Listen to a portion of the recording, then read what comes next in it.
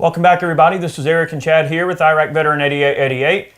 Today we're going to be doing another mail call episode for you. I know we don't do quite as many of these, but I wanted to try to answer some of these user-submitted questions that we've gotten. Actually, over a pretty long period of time, we've gotten several of these. And I hate that I haven't had the opportunity to get to as many of these as I'd like. But we're trying to remedy that, and we're going to try to make mail call kind of maybe at least a monthly thing, just to make sure we're getting this stuff out for you guys. And some of these questions are great, so I feel like maybe other people can really benefit from hearing the answers to these questions, and maybe you guys can walk away a little bit better informed, maybe entertained, and maybe educated. Before we begin today's video, I do want to mention, if you guys love the channel and you want to help support us, guys, there are many ways that you can support our channel if you wish. If you enjoy consuming this content, consider donating some money on Patreon or maybe purchasing a man can. That's a cool mystery box that we sell every month, as well as if you want to purchase a t-shirt over on Forge from Freedom. Any of those outlets are great ways to support our channel financially if you wish. If you love the channel and you want to help us out, we graciously appreciate the support that you're willing to give to help keep our channel going. We rely on you guys for support, so thank you very much. We're going to continue with today's video. So this is mail call, and we're just going to go down the list. We have not pre-staged these questions. We haven't answered these questions. These are all kind of just going at it. So here we go. Zero prep. All right. Edard in Austria. All right, and we try to include some of our overseas viewers as well. Edward. He says, "Hello, guys. First of all, I love your videos, and I've been watching ever since. Okay. I recently heard that Austrian soldiers in World War I fired Russian ammo due to ammo shortages. The 7.62x54 fits in the magazine of my M95 and 8x56R like it's made for it. It will also chamber and eject like a charm. Have you ever heard of this?" So what he's wanting to know is, in the Steyr service rifle, the M95 service rifle. What? Okay, can a 7.62x54 chamber and fire safely in this gun in an emergency? Sounds like a video idea. That sounds like a video idea, and I think we are certainly going to do it. Now, the question is, yeah, I think it will. It's going to go bang. I don't know if it's going to hit anything, but we will test it. Maybe we'll make some custom 8x56 brass in the process. Well, it'd be custom 8x54 rimmed. Yeah, not 58. That's right. Technically. Yeah, maybe. that's a great question. I tell you what, that's going to require us to kind of go to the drawing board. I couldn't say that it would be terribly accurate because that bullet would be bouncing down the barrel just a little bit because you're talking like 308, 310 versus like 323. 329. 329. Yeah, I think. Are they that big? On the 8x56, it's like a 329 diameter bullet. So wow. You're talking a considerable amount 20 of thou. That's a good bit. Space there. I don't know. You know what? We'll test it. I don't think it'd be any harm in testing it. So that's a great question. Edard, I appreciate it. One of our viewers in Austria. Oh, look, Let's more. see. I mean, is that somebody else? I think. Okay. What did you do? Guess, okay, I got it. All right. Ken wants to know now. This is something that is not really a question, but it's something that I wanted to share with you guys because he took the time to write this email, and I felt like, there's some really good points in here. And so Ken, all right, I'm going to read this to you. He says, "I'm a weapons sergeant in the 7th Special Forces Group. I like your show a lot, and I like how you conduct testing. I've conducted testing during team training, but cannot take the results as far as you do. I have some notes and questions for you." So what Ken is saying is, the meltdown videos that we do, he can't exactly do it in the same way, but I guess what he's saying is he appreciates the way we do the meltdown videos. So number one, current issue magazines for the military is an aluminum mag with an orange follower. For USSOC, it's the tan P mag. We've tested the mags, and the main fault I have is when speed loading, the main spring overly aggressive seems to wreck a mag the easiest. Getting your gun super hot and having a P-mag sit in the gun softens up the feed lips.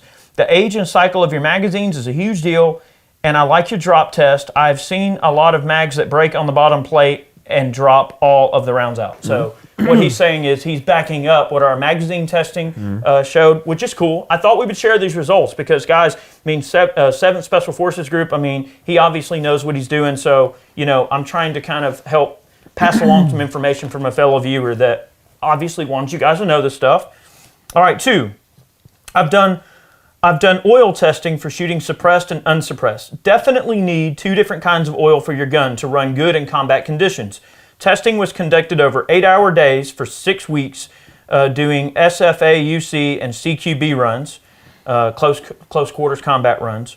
A thinner oil with higher temp works better suppressed. Thicker oil for higher round counts and all-day protection with no smoke burning off of your gun. So thicker oil for running the mechanism of the firearm, thinner oil for running suppressed. So I don't know, Ken, if you guys have tried the ALG Go Juice, but we've had some really good luck with it, and it seems to work exceptionally well. Maybe that's something you guys could try as well and kind of report back. Let us know what you think about that. All right, on your M4 accuracy test, CMMG build, could you individually test a sight, ammo, barrel, trigger, rail, muzzle brake, and see what is the per dollar, the best accuracy upgrades, or just the upgrades in a priority order? We've actually kind of went down that rabbit hole a little bit, and Chad has conducted quite a bit of the testing in terms of collecting the data.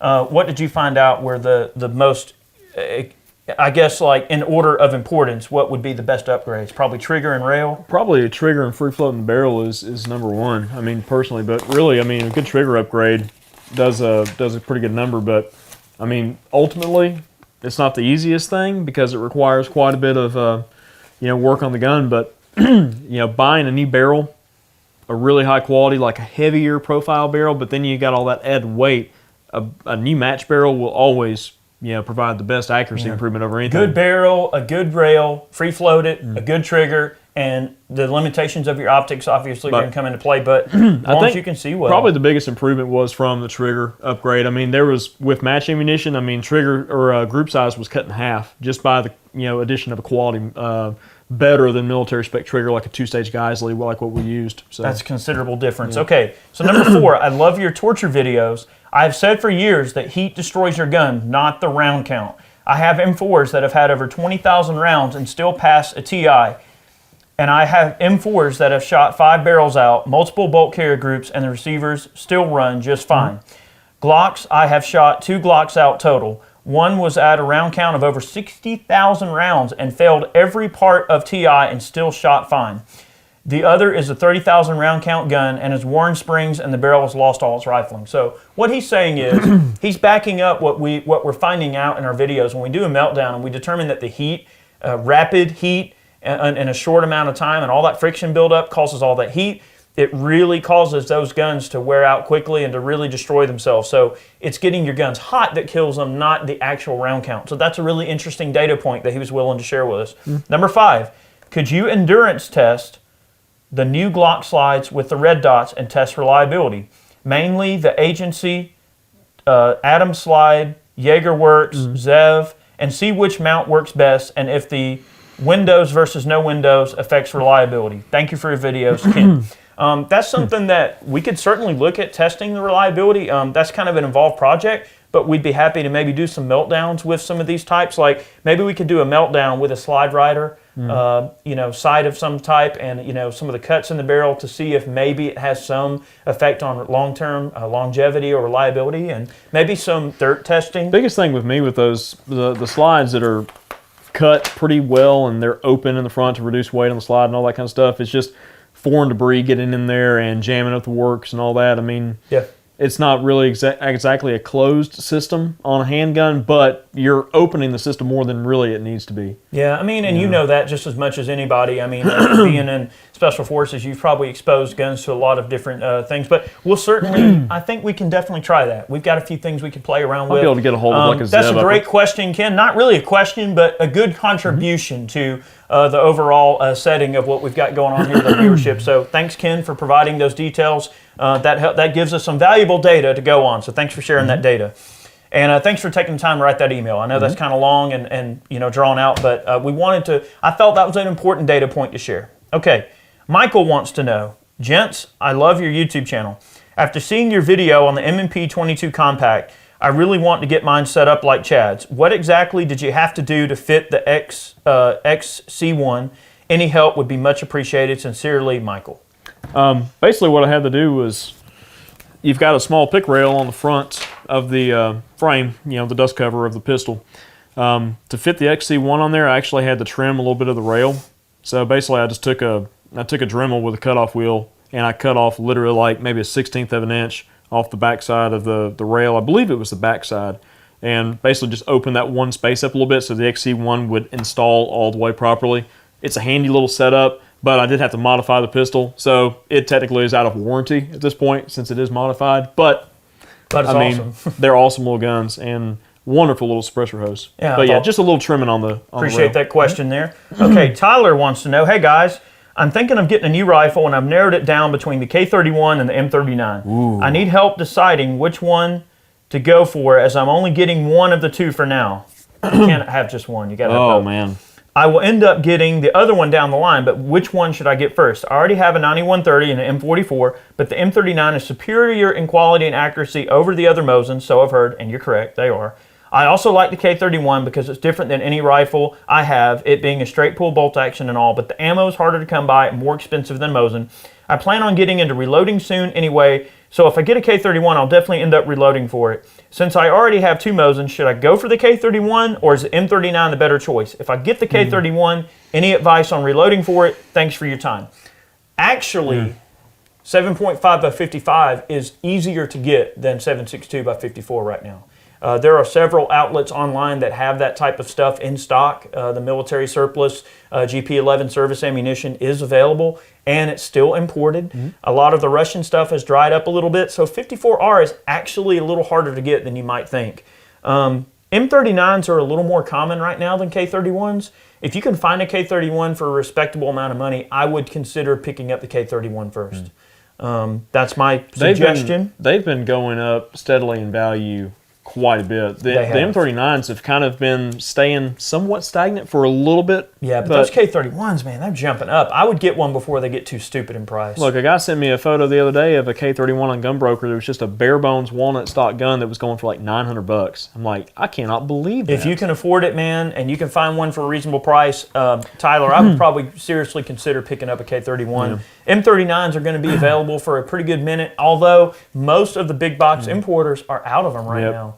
So you're kind of at the mercy of the market on that, bud. Another thing about the ammo, the GP11, is it is Berdan primed, but it is a brass case. Most of the surplus 7.62 by 54R you're going to get is going to be steel case. So you do have the option of reloading the 7.5 brass if you really want to, but it's a little bit of extra work. You can actually trim down in size 284 Winchester brass, or you can just buy the Privy 7.5 by 55. The nice thing about the K31 is that it uses a commonly available 308 diameter projectile. So for reloading, it makes it really easy. You have many more bullet choices. I do enjoy loading for the 54R and the Mosin, but your bullet choices are a little bit limited. And to make matters worse, Lapua doesn't really make the D166 projectile anymore, which in my opinion is kind of the best one to have. And so that kind of limits the potential for hand loading. The 174 grain Sierra Match King in a 311 in the 54R is an excellent second choice over the D166. So Tyler, that's a great question. Hopefully that helps you there. All right, and we're trying to move along here, guys. All right, so Justin wants to know, I've been trying to locate, this is cool. All right, don't read it, don't read it. Okay, I've been trying to locate an importer of Luvo arms. They make an AR-style rifle, or AR-style rifles chambered in both 7.5 by 55 and 6.5 by 55. Clue me, it says, let me know if you can point me in the right direction. Every gun store I go to says that they don't know anyone who imports them. I'm curious if you know a contact or someone who might deal or import these. I have no idea. No idea who sells them, but I did go and check out the website, and it was cool, man. Like, they got these big, crazy-looking magazines. I mean, they hold, like, I think 24 rounds of 7.5 by 55 Swiss. You can get them, like 24 rounds of 7.5 by 55 Swiss and an AR configuration. So for some of you Milsurp nerds, the reason I chose this question, I thought it was so cool, was that, you know, I like that caliber a lot, and you can actually still get GP11 pretty reasonably priced. So if you could have an AR chambered in 6.5 by 55 or 7.5 by 55, that might be a cool option for some people that just want to scratch the itch of owning like a PE-57 service rifle, but you can't afford a real deal PE-57, maybe an AR chambered in that caliber can kind of scratch the itch a little bit. That is pretty neat. Yeah, I thought that was cool, and I thought I would. I don't think they're available in the U.S., but it is really cool, and I thought I would share that. So thanks, Justin. I don't know where you can get them, have no idea, but that is really cool, Justin. All right. Bilal, that's his name, Bilal. He says, hello, I am Bilal, and I'm from Turkey. All right, and again, we're trying to get some overseas viewers as well. He says, in my country, the 7.62x39 is very available and cheap compared to other cartridges, so I need your advice about the best 7.62x39 bolt action, and is it enough for middle range hunting like deer and boar? May you please create a video about it? Thank you very much. Well, that's an excellent question. I actually am a big fan of 7.62x39. It's no mystery. I love the cartridge quite a bit. And the CZ527 is an excellent option if you want a bolt gun. And that would be more readily available around like Middle Eastern countries and such, because CZ is literally right there. Yeah, I would imagine those probably aren't hard to get in Turkey. Probably a little harder to get like a Ruger M77. Yeah. But CZ's excellent. There's not really that many options for a 7.62x39 bolt gun. Really, the 527 is kind of the industry standard. Yeah, I'm not sure if, as far as American guns go, I'm not sure if Remington ever made like a Micro 7 or anything like that in 7.62x39. I know they did a 300 blackout. You could rebarrel one of those to 7.62x39, but I would imagine that getting that gun over there versus getting a CZ over there, I think the CZ 527 is going to be your best bet. Yep. And they also have set triggers. They're super nice guns. And to the Perfect for hunting. The question regarding hunting medium-sized game, perfectly capable with the right bullet weight. The heavier the better, and the closer the range, the better. Yeah, I wouldn't try to shoot a deer or a boar outside of 100 yards with that gun. I mean, with a good, I run the Wolf 154 grain soft point, and it tends to work pretty well for me, and I've killed a lot of game with that particular bullet, and it works exceptionally well, and it's inexpensive. Great option. So thank you for the question, Bilal. Thank you for your viewership. I hope everything's going well over there in Turkey. All right. Jonathan wants to know, hello, I just watched your YouTube videos on the Shield 45. That's what I carry on a daily basis. The texture is really rough on my skin, and my shirt rides up, and because it catches on the grip. Do you have any of the same problems, and do you have any solutions? Thanks for your help. Semper Fi, Afghanistan vet. So thank you for your service, Jonathan. Thanks for the question. I agree. The grip texture on that 45 is a little bit on the rough side. Yep. What can he do about that? Well, you can always take just a little bit of somewhat fine sandpaper, like 320 grit. Yeah. And you can just dress down those high ridges of those grip points just a little bit. Just dress a little bit down at a time, feel it, test it, see how it works, dress it down a little bit more. You don't want to go too far because then you're going to wind up with a smooth framed gun, more or less. But those high points, you can always dress them down just a little bit to kind of decrease the texture. Yeah, and what you can actually do, what I would suggest is, just take like a little bit, like he said, a little bit of that sandpaper. But you can also take the sandpaper and maybe just wrap it around like a round wooden dowel rod and just chalk the gun up where it's nice and sturdy. And you can almost use the sandpaper kind of like a draw file, and you can precisely in certain areas, if there's one area that's maybe just a little bit more aggressive on your hand, just take that sandpaper, staple it to the dowel rod, wrap it around nice and tight, and just drag gently in certain locations. And you can kind of get those rough edges broke down a little bit. There's also the option of running like some type of rubberized wraparound grip. I know like Hogue and Packmeyer and all those people. I know I'm leaving out several other companies, but many companies make like just a little wraparound grips, and that might alleviate a little bit of that kind of aggressive texture. Some people have complained about the somewhat aggressive texture on the 45 Shield. And also, I mean, pretty much they can do any polymer gun, but we've been a real big fan of like the Robar texture for a while. I carry a G43 on a regular basis. I've never had any problems with my shirt or any sort of garment getting caught on the grip texture. The Robar texture is pretty awesome. It's very awesome, but it's grippy, but it's smooth to the touch, and it doesn't have any high edges that cloth can get caught onto. So I've been carrying my Robar Shield like pretty dang religiously ever since we did the video. In fact, we need to do a video on like how well those guns have kind of fared in terms of wear and tear. I know Chad holsters and unholsters his probably a lot more than I do. I'm more of like, hey, I'll pull it out, press check it every now and then. All right, we're good. That's all I blow do. the dust bunnies out. Mine's holding up pretty good. It's got a little bit of wear on some of the high edges, but that's to be expected. You're not supposed to blow the dust bunnies out. You're supposed to save it for the video. The dust bunnies make it more reliable. Yeah, come on. Anyway, Jonathan, thank you for your service, and thank you for that question, and hopefully that points you in the right direction. The 45 Shield's a great gun. I love them. They're great. Okay. Blank page. Blank page. It's okay. Bye. All right, Jason wants to know. Says, hello, I manage the AR-15 parts weight database, or as I call it, the PWD. This is a free resource that started on AR15.com that lists weights as well as a lot of other useful data for many AR-15 parts. We have over 1,300 free floating rails alone. It's kind of like a big wiki, and in it, it's all user editable. Initially, we centered to the lightweight crowd, but since it's expanded to include parts of every weight class. If you care at all about the weight of your AR-15 build, it's a helpful resource to find where you can shave the ounces. No ads. I don't sell anything or profit from PWD in any way, and I doubt that will change. I just want to help out fellow AR builders, providing a useful source. So check it out. If you think your YouTube viewers will find it useful, please share the link and spread the word. I appreciate it. Thanks. So Jason basically is not asking a question. He's providing a resource. So if you guys are concerned about AR-15 weight in your build, or if you're concerned about, hey, how much does this part weigh before I order it, his database is a free resource where you can go and check out all of the parts and what they weigh, so you can make a more educated type of I've actually used that site before. Well, there you go. There you go. So, yeah, Jason, appreciate you very much providing that resource. I didn't know about that. I guess Chad did, but I'm just going to put that out there in case anybody wants to check it out. That's cool. It's pretty awesome, and stuff like that takes a lot of work. It does. Being user editable. I mean, it takes people to weigh the parts and then submit them for everybody else to. Yep. So that's cool, and the guys over on AR15.com, they always have some really cool things to talk about, and they are a great bunch of guys over there. I've never really had any issues. I don't really frequent forums that much, but they seem like they always have some pretty good stuff to talk about. Check them out. There's some funny stuff that goes on there too. Yeah, thank you, Jason. Appreciate that. Hopefully your fellow viewers can make heads or tails. All these blank pages. Put that paper back in the machine. Don't waste that paper.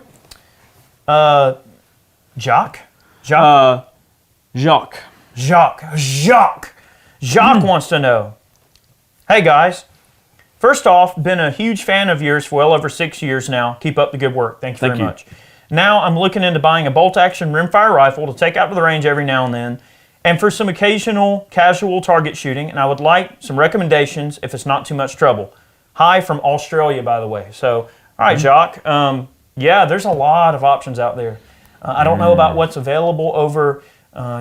I hate to be a CZ whore, but the thing is, the CZs are cool, man. A 455 or a 452 will not let you down. Yeah, I mean, like a nice little CZ bolt gun, especially if getting guns over there can be a chore, and if you have to go through a lot of red tape in order to procure the gun you want. If the CZs are available, they're always a good standby. I mean, the Ruger Americans for the money are not bad. I don't think that the limitations on bolt guns or there's any sort of crazy regulations on bolt guns over there or anything like that, but Lithgow has that pretty awesome bolt gun, but it's over $1,000 here in the States because we import them in. I'm not sure what they cost over there, but Dave 22 Plankster did a video on one recently, and that thing is just awesome, but it's very pricey. I mean, it does look to be pretty neat. You can get 3 CZ 455s for the same money you could a Lithgow. But it's a Lithgow, man. But I will say that my CZ has been highly modified. It's got an integral barrel on it from KG Made, and I've got a Timney trigger, and it's been fully bedded top and bottom, new bottom metal, and that thing shoots so phenomenally well. It's just ridiculous. I mean, like 300-yard shots on Gopher. With like some of the Anschutz offerings aren't bad either. The little toggle bolt actions, those things are accurate. But they're not terribly affordable.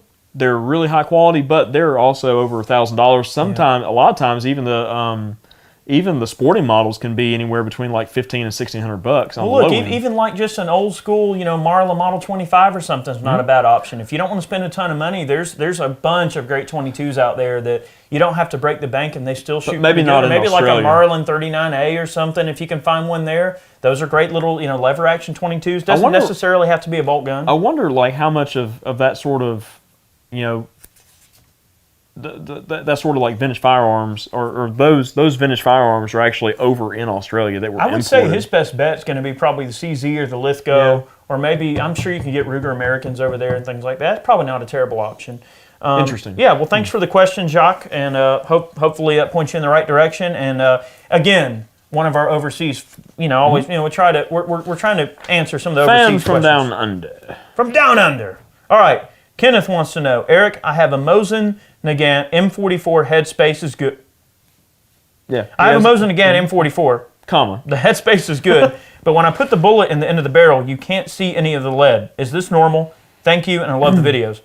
Actually, the gun could be counterbored. Okay, so a lot of times if you drop the cartridge in, especially if the cartridge eats it like past the actual neck of the brass, chances are that gun has been counterbored. What's that? Huh? What's that? So counterboring, basically, what they do is the barrel stays the same length, but then what happens is a special reamer is put in the end of the barrel, and the crown is actually recessed down inside of the barrel. So if you look, and to know if your gun has been counterbored, what you'll do is you'll look down the barrel with a nice bright light, and you'll be able to see a definitive kind of step where the crown down inside the barrel begins. And counterboring was a measure that was done to kind of increase accuracy on a gun that might have been shot out or had a cleaning rod damage or muzzle damage without actually rebarreling the gun. It's a measure that's done to increase accuracy. Now, if your bullet eats it, and let's say you look down the barrel and the rifling goes all the way up to the end of the muzzle and it's still eating the bullet, then that just means the barrel's shot out. Counterboring was done to improve the accuracy of the gun. Well, and it's probably counterbored. Yep, and to rifle barrels wear from end to end, so you'll get wear at the throat right in front of the chamber, and then you'll get wear at the muzzle. And that wear will continue inward as the barrel gets shot out. Yep. So if it's an M44, chances are it's probably counterbored. I would take a bright light, look at it, and that should give you a pretty strong idea. So thanks for the question, Kenneth. You know, we'll never turn down a Mosin question. All right, so Mosin Nagant. let's see. Matt wants to know, hi, I'd like to start collecting more military surplus rifles, and I watch a lot of your videos. I have an 03 and a Gram, but I'm looking to broaden my collection, and I think a good Mosin should be my next purchase. I live in southwest Iowa, and I don't have a lot of options locally for milsurps. Any suggestions on where to go, gun broker or other? What's a good price for a decent shooter? Thanks, Matt. Well, southwestern Iowa, it's not really close to Brownells. I mean, local small mom and pop shops, local pawn shops, I can't tell you how many guns, like mainly military surplus stuff, we've found in local pawn shops, and usually everyone you go to is going to have some Mosin on the wall. And whether or not it's a good one or a bad one is to be determined. But right. I But mean, he said, I don't have a lot of options locally for milsurps. So here's the thing. It forces you to buy online. Now here's the thing. Like, I do buy quite a few milsurps, collectible guns, over the internet and online. And of course, you know, they have to go through a dealer and everything like that. It's not like they just go straight to your door or anything. But the whole point is you're buying sight unseen. And sometimes that can be a bit of a risk. I mean, for one, you're usually going to pay a bit of a premium when you're buying a gun online, and you don't have the luxury of being able to inspect the gun before it's shipped out. That can be really hard. I would say like a decent, like you're wanting to look at a Mosin. I mean, like a 9130 can be had for like $250, maybe $200 on the low end, all the way up to like some M39s are worth over $1,000 depending on what they are. So it really depends on the type of Mosin you're talking about. Carbines are going to fetch a little more money. 9130s are a little more common. You can order some of them on, like Gunbroker is definitely, like I use Gunbroker quite a bit to buy various things, and sometimes it can be a great resource, but make sure you ask a bunch of questions. Make sure you request all the photos you can get, ask about bore condition, ask about headspace, ask all the questions you can, because you want to make sure if you're going to spend your hard-earned money on a gun that you can't see before you get it, you want to make sure it's what you want. So well, not only Gunbroker, but also like the larger military surplus outlets like Classic Firearms or like J&G Sales is not too far away in Iowa. Yeah, I believe they're in Iowa. I think Surplus still has some stuff from time to time. Not Iowa, Ohio. I think they're in Ohio. Yeah. But any of those sites that sell like Cure and Relic firearms, and two, you know, if you're interested in having guns like shipped right to you, you can always get a Cure and Relic license. If you're interested in like seriously collecting military surplus stuff, you can send your license in and actually have that gun shipped right to you. But to be clear, it's still an FFL. Yep. So it's a type of FFL, but it's a collector's FFL, and it's only limited to certain types of firearms that are on a specific list for collection purposes only. I haven't ordered anything online in ages. Do they still offer like handpick fees and all that kind of stuff? I'm sure they do. Yeah. So that's another option to explore. So Matt, thanks for that question. Hopefully that points you in the right direction. All right, moving on. This is a real easy one. Jonathan wants to know, where's the best place to buy practice ammo? I thought that was a random question, so I'm going to let you take that. Well, what do you think? Let's see. Well, it depends on what you want to practice with. I mean, if it's 22, I mean, if you got That's a local, broad question. yeah, I mean, if you got a local Walmart or whatever, I mean, just go and buy some cheap 22. If that's a big box that's kind of close to you that sells ammo, or Cabela's, Bass Pro, any place like that, or a little mom and pop shop, whatever. Yeah. I mean, or like if you're trying to buy in quantity, usually you're going to find your best prices online. I mean, you can usually get cases of 1,000 for even shipped for a lot less than you could probably buy locally. And a lot of times, if you're having ammo shipped, like let's say you're having something shipped freight, what a lot of folks will do, I mean, and I'm not suggesting you have to do this, but this is just an idea. What a lot of guys will do is they'll get their buddies together. They might get they might get 10 or 12 of their friends together and make a bulk ammo purchase and pay one shipping charge, one hazmat, whatever the case may be. If they're ordering powder or primers, sometimes if they're reloading their own ammo, they'll do that with primers and powder and things like that. So don't overlook the ability to make like a bulk purchase with your buddies and have it shipped freight, and you can save a little money on the shipping. I will say one thing as far as buying bulk quantities or just buying ammo in general. A really good online resource if you want to go that route is AmmoSeek, SEEK. Go online and you can search by all sorts of different things. You can search by caliber, brand, bullet weight, a few other odds and ends, and it'll compile a list and it'll have the cheapest at the top, and it'll include like a little bar that says like cheap shipping or expensive shipping, and you can kind of just go and mill around there until you find the best deal. I found some awesome deals on like 147 grain 9mm, Federal like AmmoSeek, Federal HST. I think that was through like Mass Ammo. I ordered a bunch of 22 stuff through Outdoor Limited. Awesome site for 22 ammo. Yeah. I mean, they've got nearly everything under the sun. Yeah, you can go to AmmoSeek and just type in the caliber you're looking for, and it's almost like the stock market. Like it'll show you all the random prices. And really cool. You can buy low. You know what I mean? Buy cheap, stack deep. All right, we were talking about this earlier. Yeah, we were. Okay, so John wants to know. He said, "Hey, I just watched your Vepr clip, and I noticed for the first time the 622 on your wall." Swipe. He's talking about this. And this is a kind of old school Smith & Wesson 22 target pistol. He said, little known info. Easiest 22 to suppress. Barrel nut unscrews. The thread adapter costing about $25 takes its place, providing a standard half by 28. Works well with my Osprey 45. Fixed Nielsen works fine since the barrel doesn't cycle. Sure, other cans work better. For the small cost of the adapter, I had everything else. CCI standard Velvet is subsonic at my elevation of 4,500 feet or so and hearing safe. I know Silencer Co. doesn't recommend that for the can due to factory cleaning, but it works like a champ. And I doubt anyone offers a threaded for suppressor barrel, basically for this gun. I guess. So don't know about your opinion on the 622s, but must have been one of the most expensive handguns to manufacture. I have 3 M41s of varying age, and I still enjoy my M622. Okay. Not as nice of a trigger, but they go bang. Thanks, guys, John. So that's cool. I had this gun on the wall the entire time, and I didn't even know that. And I'll tell you one thing, man. We were out at the range the other day shooting this bad boy, and man, this thing is accurate. Let's just say that if I would have seen that gun in the same shop that Eric went into, it would have went home with me instead.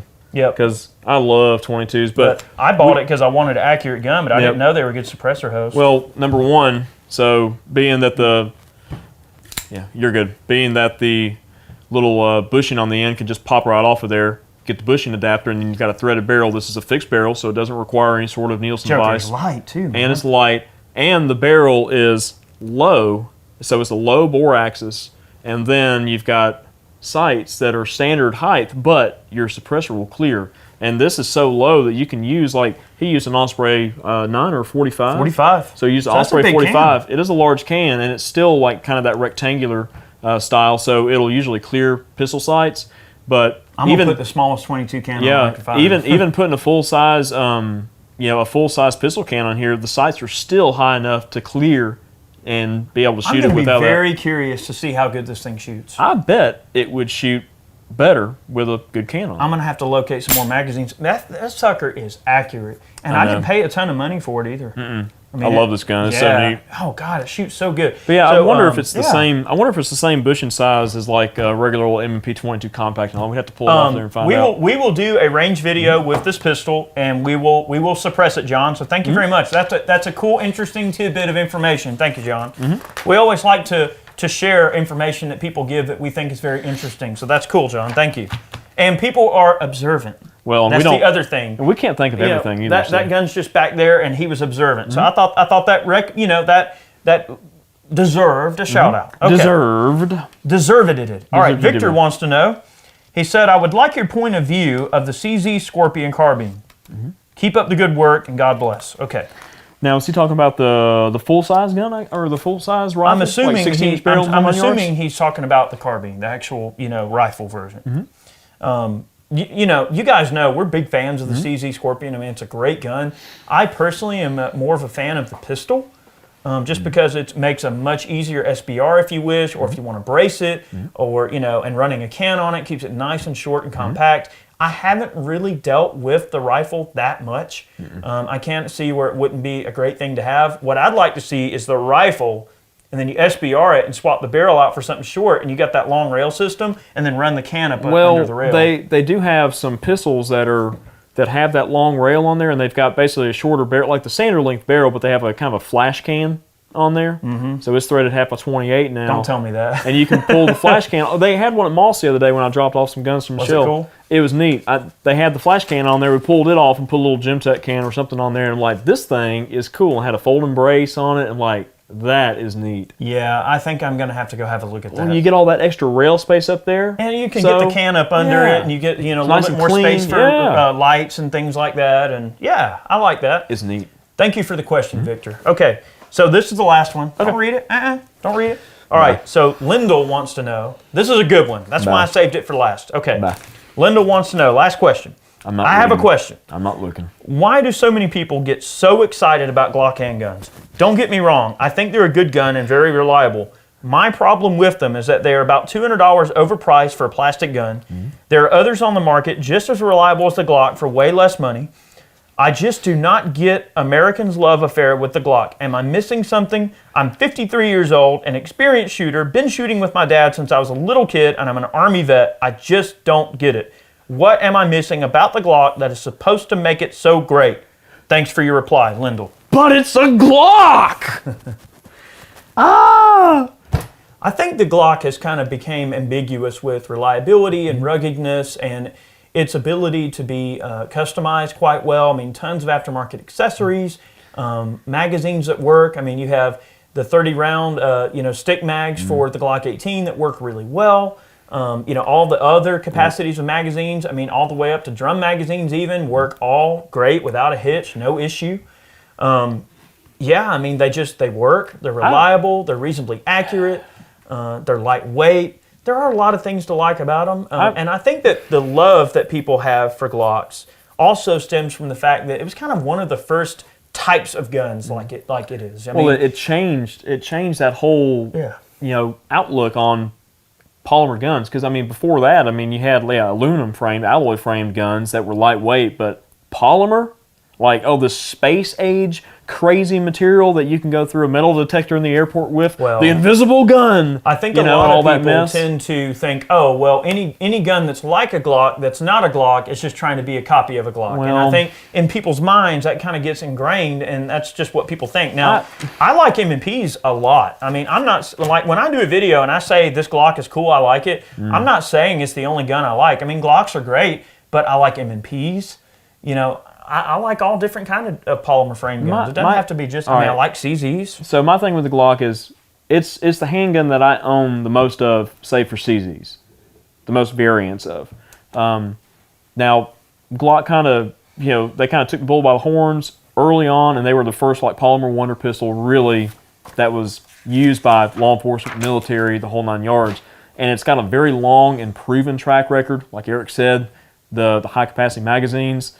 For the Glock, like the Glock 18 that are readily available now, it's just a very convenient, platform for a handgun. You don't really see high capacity Smith & Wesson M&P mags. They're non-existent. There's other companies out there that word. Well, I know, but they technically are. They technically are, because standard capacity in a pistol is such and such. So I'm just being technical here, but anyways, but they work. They do work. They work well, and they're available in that mag. the mag body is available in like many other platforms, like AR-9s, Yep. different handgun designs and stuff. You use the Glock magazines. It's like A lot of people developing these carbines have developed it around the Glock mag for a reason. And I think that also provides a lot of just longevity. And like if you already own a Glock handgun and then you buy a rifle of some sort that accepts the same magazines, you don't have to go out and buy special magazines. It's just logistically a much easier thing to just have one magazine for all of those types of they're firearms. ugly, but the parts are pretty simple to come by. They're widely available. Easy to work on. The way that the guns are designed, some of the parts are kind of clockwork, like the extractor and such. Pop back plate off, pull the spring and plunger out, extractor pops right out of there. There's really no pins.